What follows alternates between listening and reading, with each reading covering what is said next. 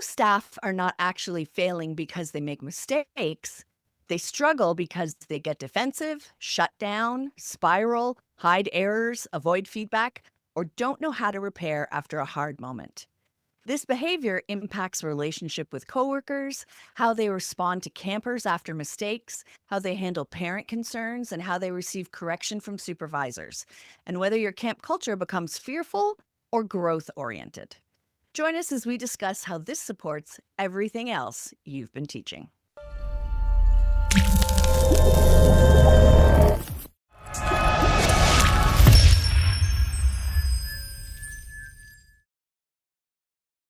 Running camp should be about people, not paperwork. UltraCamp helps you manage staff, registration, and communication in one place, so you spend less time on tasks and more on camp. Find out more at ultracampmanagement.com/campcode.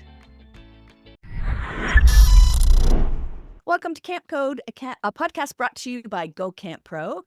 We have been podcasting for almost 12 seasons, just 2 more episodes to go. And we knew that we needed to continue because staff training is the most important part of summer camp. If you get that part right, everything goes just a little bit smoother. So welcome everybody to another episode. Gabz and I are here today to discuss lots of ideas with staff training with you, and particularly how to recover after having made a mistake. So before we start and jump in, we'll just introduce ourselves. Gab? Hey everyone, my name is Gabz. My pronouns are she, her, and I work at Camp Woro. And Camp Woro is an all-girls camp, and we practice creating a positive environment for gender minorities, and we do that in French and English. Thanks, Gab. And I'm Beth Allison, co-owner of Camp Hacker and Go Camp Pro. My pronouns are she, her, and I am a camp consultant and trainer who's getting really excited at this time of the year because we're starting to do staff training plans. Yeah. But today we want to talk about something that we think is one of the most important and most underrated, undertaught staff skills at camp. And it's how to recover when you mess up. Because every single staff member, you included, me included, is going to make mistakes this summer. Every single one. They're going to say the wrong things or miss something or forget something or mishandle a moment or get overwhelmed or misread a child or disappoint a coworker, make a bad call, or need to be corrected. That's not the problem. The problem is that many staff have never actually been taught, so what do I do next? How do I respond when I mess up with a camper, when I get called out by a coworker, when a parent was frustrated with me, when my supervisor gave me hard feedback, or when I realize I handled something badly? I feel embarrassed and defensive and I want to disappear. And honestly, if we don't train staff how to recover, then we accidentally create a culture where mistakes get hidden, feedback feels threatening, defensiveness grows, trust erodes, and learning gets replaced by shame. So today we want to talk about how to train staff to recover well with each other, with campers, with parents, with supervisors, so that mistakes become moments of growth instead of breakdown. So let's get into it. Gabrielle, do you want me to start things off? Yeah, I love that. All right, here I go. Tip, everybody, Beth always starts things off. All right, so one of the biggest mistakes camp leaders make is unintentionally building a culture where staff feel like they have to look good instead of grow.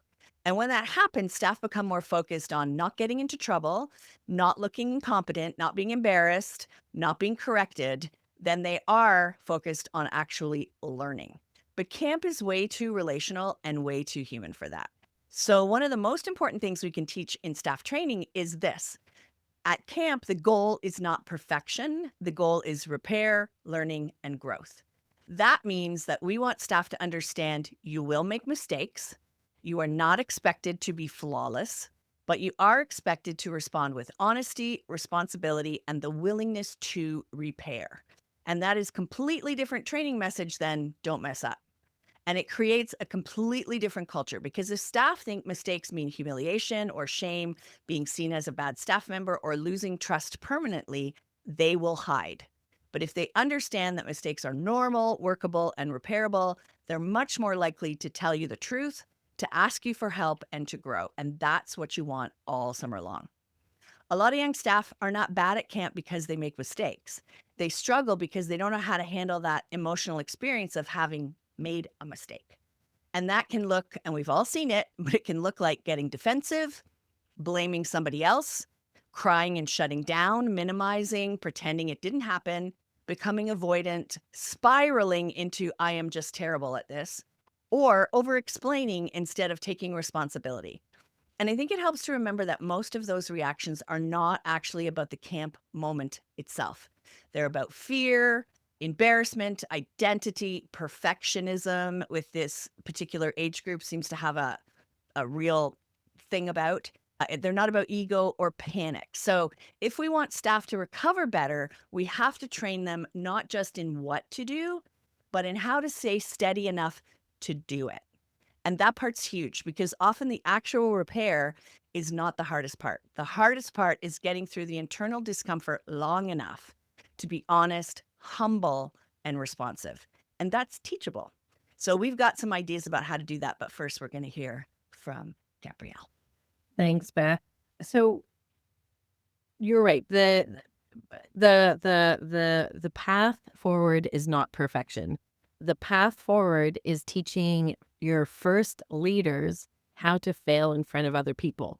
And you were just talking about, today's kiddos or young staff members. Cringe is a really big thing, especially online, doing something cringy. You want to avoid it at all costs. And we know, everybody that's listening to this, Beth and I know that actually we want staff members to try. They're going to make mistakes, but that's how they learn.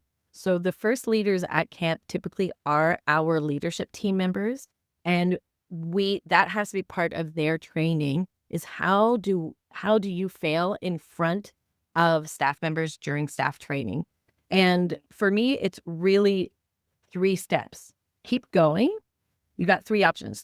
Keep going, saying, give me a moment. I got this, just like own it. Or can somebody help me, please? Easy peasy. But the number one thing is it is okay. How do you just fail in front of other people? It could be the PowerPoint's not working. It could be you started the wrong session. It could be you gave the wrong information. You might have missed a word. It doesn't matter what it is, but the goal is that we're in it together. And as my staff like to say, it's not that deep. It really isn't. It's just not that deep.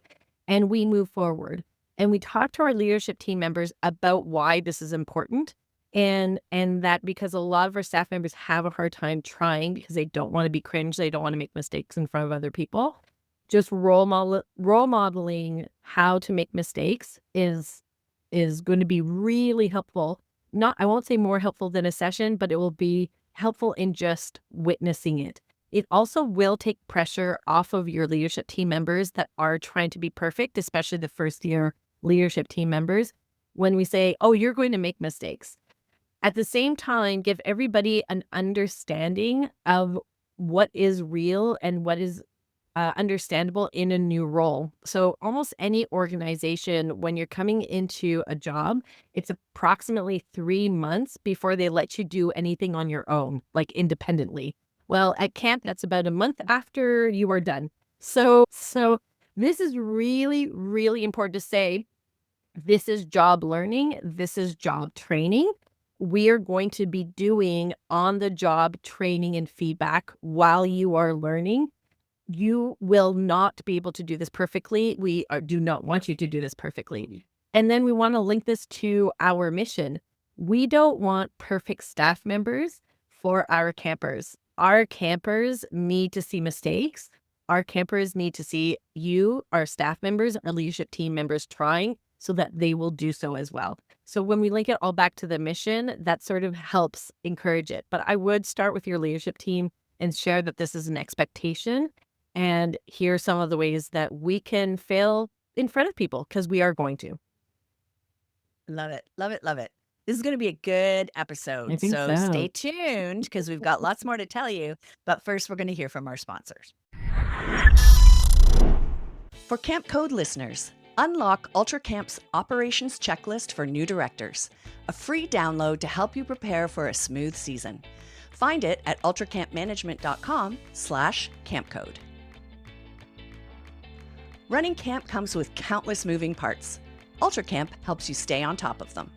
Organize activities and daily schedules, manage wait lists and cabin assignments, automate billing and payments, centralize all camper and staff info in one place. With Ultra Camp, camp operations run smoother, so directors can lead with confidence. Book your free customized demo at ultracampmanagement.com/campcode. Okay, if I were teaching this in leadership training, I would give staff a very simple recovery framework, something that sounds like this, like the 5 steps of good recovery after you've made a mistake. So number 1 is notice it. Number 2 is own it. Number 3 is repair it. Number 4, learn from it. And number 5, re-enter without spiraling. So let's walk through that. So step 1 is to notice it. So this is actually realizing something did not go well here. And it sounds obvious, but it's not.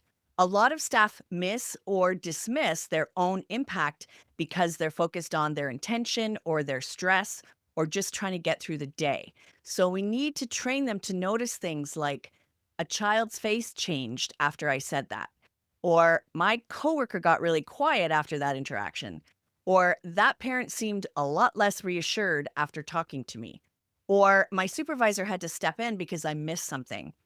I got reactive instead of helpful. That noticing piece is the beginning of professionalism and growth, because if you can't notice your impact, you cannot repair it. Step 2 is own it. And this is the step a lot of people avoid because owning a mistake feels vulnerable. But this is where trust gets built or lost. And staff need to learn that owning a mistake does not mean shaming yourself, making yourself the villain, or turning it into a dramatic self-attack. It means saying, yes, that happened. I see my part in it. So that can sound like, oh, shoot, I realize I handled that poorly. Or I should have told someone sooner. Oh, I missed that. Or how I can see how that might have landed. That was my mistake. That's it. That's all we need to do in that part of it. Not things like, well, I only did that because, or I guess I'm just the worst, or, but everybody else was, or I didn't mean it like that. Owning a mistake cleanly is a leadership skill, and it's one of the best things that you can teach camp staff. Number 3 is repair it. Now, once staff can own something, the next question becomes, what would repair look like in this situation? And it might mean apologizing to a coworker or circling back to a camper or clarifying something with a parent, maybe telling a supervisor what happened, making sure the missed task gets completed, or changing what happens the next time. And this is where I think camp leaders can be really helpful because many staff, they know how to feel badly. They got that down. They do not always know how to repair it. So we have to teach it. So an example would be with a camper.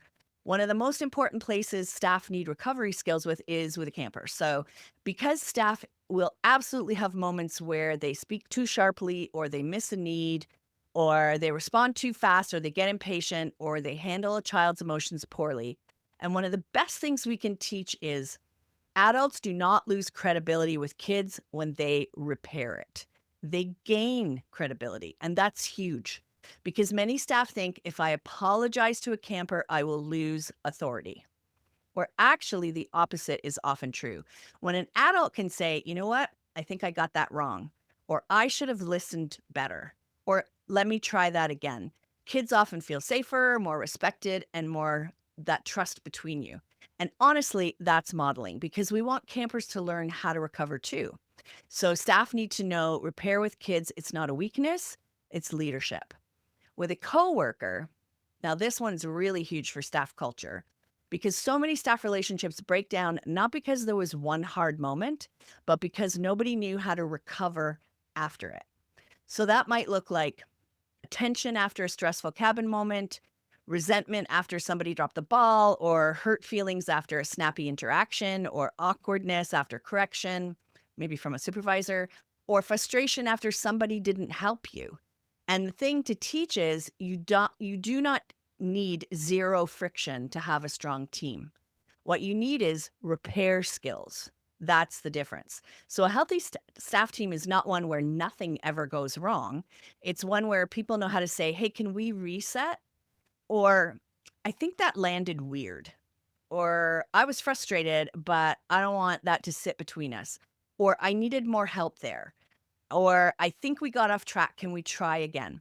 That's gold. That's staff culture. And if you want your staff to work well together all summer, you have to teach that on purpose.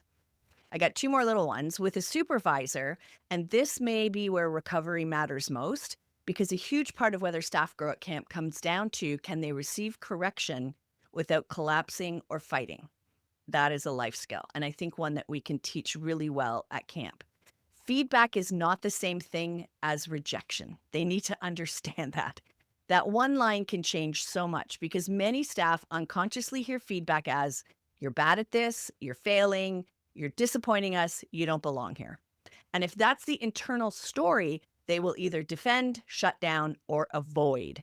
So we have to train them to hear feedback as somebody is helping me get better at a job that matters. That's a powerful reframe. And then we can teach them what a strong response sounds like. "Thank you. That's really helpful." Or, "I can see that. I hadn't realized that impact. I want to do that better next time. Can you help me think through what that would look like?" That's professionalism, that's leadership, that's maturity. And finally, with a parent, I think this one matters because staff will have moments where they answer something poorly, or they forget to pass along information, or they sound flustered, or they're part of a situation a parent is concerned about.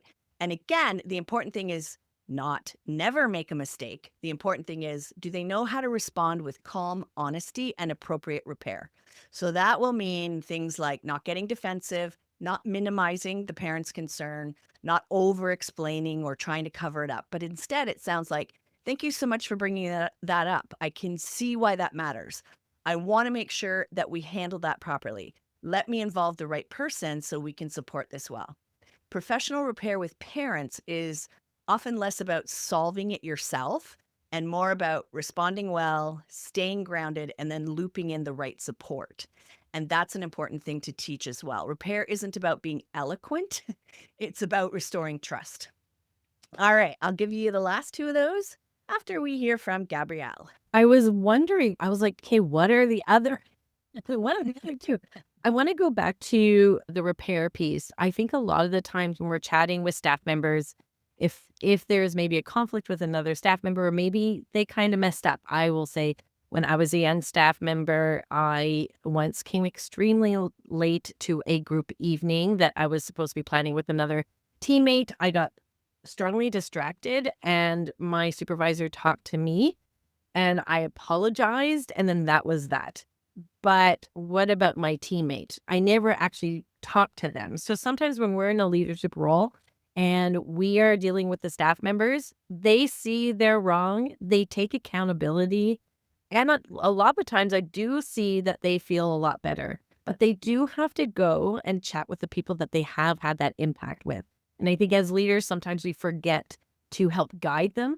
A lot of the times, it's not that they forget to do so, though sometimes they just feel better and they're like, "Great, I talked to the boss and I'm fine." Sometimes they don't see that what they did had an impact on others, Mhm. but a lot of the times it's they're avoiding it. They're just saying, "Okay, I talked to the boss, everything's fine, and now we can stick our head in the sand."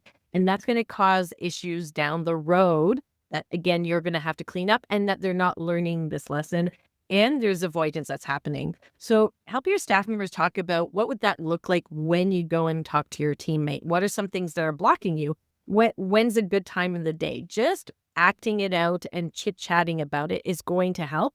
And you might hit roadblocks with your staff member where they say, "I think that they're gonna get really upset. I think it's gonna make things worse," which is one of the things that I encounter quite often. And we just say, "Well, then name that. I'm nervous to talk to you about this because I don't want to make things worse. And I really, really respect you as a colleague, or I really like you as a friend. But I know I was in the wrong, and I wasn't thinking about you when I showed up late," or et cetera, et cetera. So helping your staff members actually tie the knot, that loose end, is going to help with their internal stress level go down. It's going to give them the life skills that they need to do this well later, but it's also going to help with teammates at camp. So that's my little tidbit on this piece. Great. Thank you for that. I appreciate it. All right. So, step 4, learn from the mistake. So, this is where the growth actually happens because a repaired mistake that teaches you nothing will likely just repeat itself.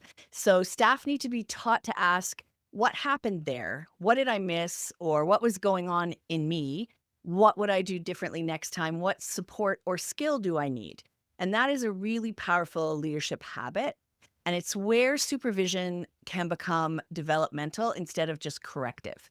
So instead of saying something like, okay, just don't do that again, we can ask, what do you think got in the way? What might help you handle that better next time? What did that moment teach you? That's how camp becomes leadership development instead of just compliance. And then finally, step 5 is to re-enter without spiraling. I'm sure no one else has ever seen spiraling in a staff member. It's probably just me. But anyway, this step is so important because one of the hardest things for a staff member after a mistake is not the correction itself, it's returning to the work afterward. So a lot of staff either say stay stuck in shame or become weird and avoidant, or they act incredibly fragile for the next 6 to 12 hours, or they completely lose their confidence. So we need to teach this. You are allowed to feel embarrassed. You are not allowed to disappear. And because after a mistake, the goal is not pretend that you feel great. The goal is stay in the work, stay teachable, stay connected, keep going. That's emotional maturity. And it's one of the most useful things that camp can teach.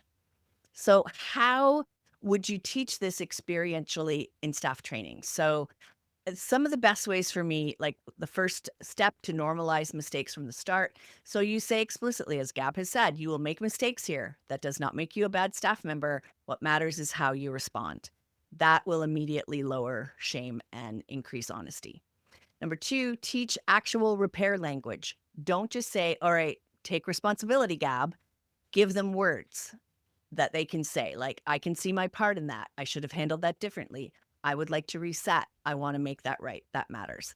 You can use role plays like practice apologizing, repairing with a camper, receiving hard feedback, telling a supervisor about a mistake you made, responding to a parent concern. This is one of those things that sounds really simple until somebody actually has to say it out loud. Debrief mistakes as learning opportunities. So after hard moments in training or throughout the summer, what happened? What impact did that have? What would repair look like? What do we want to learn from it? And then, of course, we always say, model it as leaders. And this one's huge. If leaders never admit mistakes, staff won't either. If leaders get defensive, staff will too. If leaders can say, I think I missed that. I should have communicated that better. Let's reset. You create a culture where growth feels possible, and that changes everything. Gabrielle. That's beautiful. Thanks, Beth. I'm going to chat on the end of the leadership role. So, when leadership team members are trying to support their staff members, the previous podcast that we just did was on professionalism. We're trying to keep them on track. Young leadership team members also feel the responsibility of staff members doing well. Sometimes they will make mistakes, and how leadership team member react to those mistakes is going to impact all of those wonderful things that Beth was saying. So at Waro, what we try to do is assess and then deploy. So the deploy is the ask, the what are we going to do? How do we repair? All of those pieces. The assess is getting curious about what was going on. So when a staff member maybe is a little bit short with a camper, or perhaps they did not respond to a parent the way we want them to respond, or they're not dressed the way we want them to dress, how we interact, that first initial interaction is what is going to have either the gates down or the gates up. And so assessing the situation is what is extremely important. So going in with curiosity and going in with positive intent. I wonder why this person is late. Even if it's their 17th time being late, that's the way we need to approach. Now, it doesn't mean that we allow them to come back an 18th time to be late. That's the piece of taking accountability and coming up with a plan. But being explicit with your leadership team members that we want staff members will make mistakes. We want them to take accountability, but the path to get to there is to be on their team, find out what is going on, and then help them go through those steps, assess and deploy. Perfect. Thank you so much. And it's time for your recap, please. Recap. Okay. The path forward is not perfection. We're trying to just make sure that staff members, when they do make mistakes, they don't feel poopy about themselves, because that is what really usually happens. They know they messed up. They don't like messing up, and then they kind of stick their heads in the sand, and then it perpetuates discomfort. It perpetuates more mistakes, breaks in team, lack of quality and performance, et cetera, defensiveness. It is awful. So from the very beginning, again, during staff training, we're acknowledging that they're going to make mistakes, and we're telling them, hey, guess what? You're here for 2.5 months. In all industries, by 2 weeks after camp, a month after camp, you should know your job, because that is the standard. So let's get them all on board that we are going to mistakes, and this is how we're going to handle our mistakes. We're going to go with Beth's top 5. First one, it's notice. Self-awareness is something that we expect from our staff members and expect them to develop. So noticing when they make a mistake is extremely important. Getting used to knowing what their job is part of our staff training.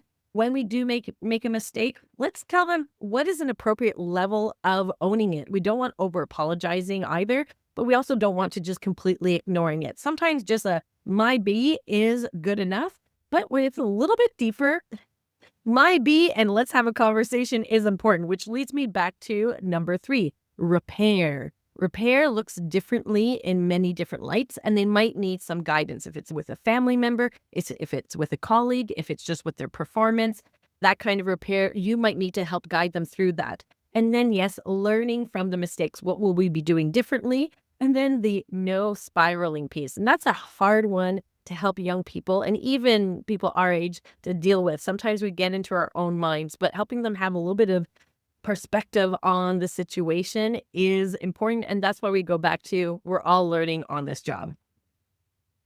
Beautiful. Absolutely beautiful.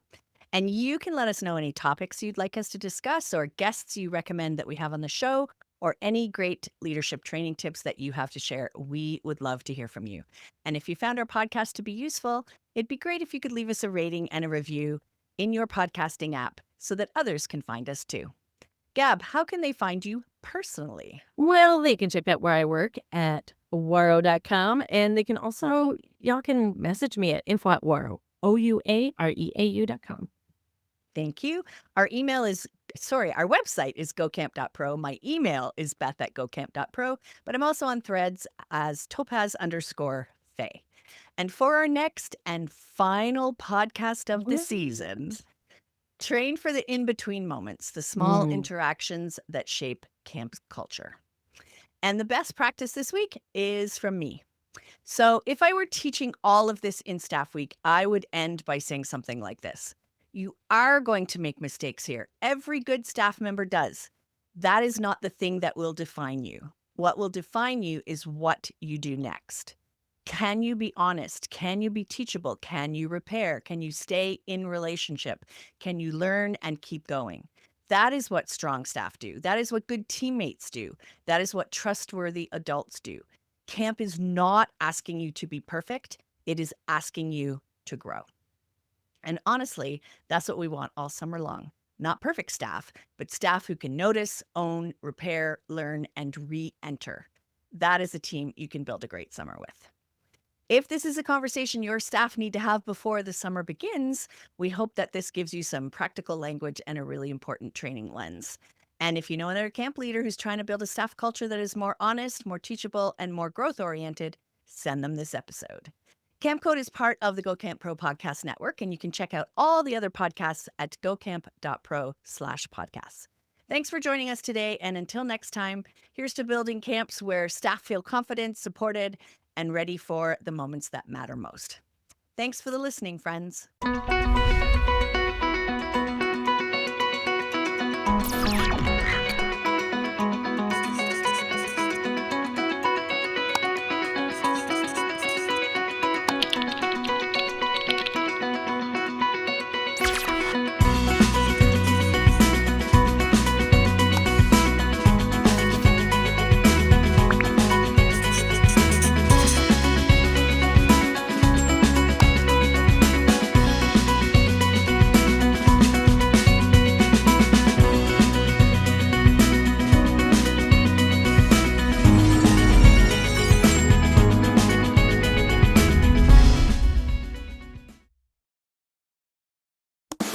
Camp Hacker, bringing your world into focus.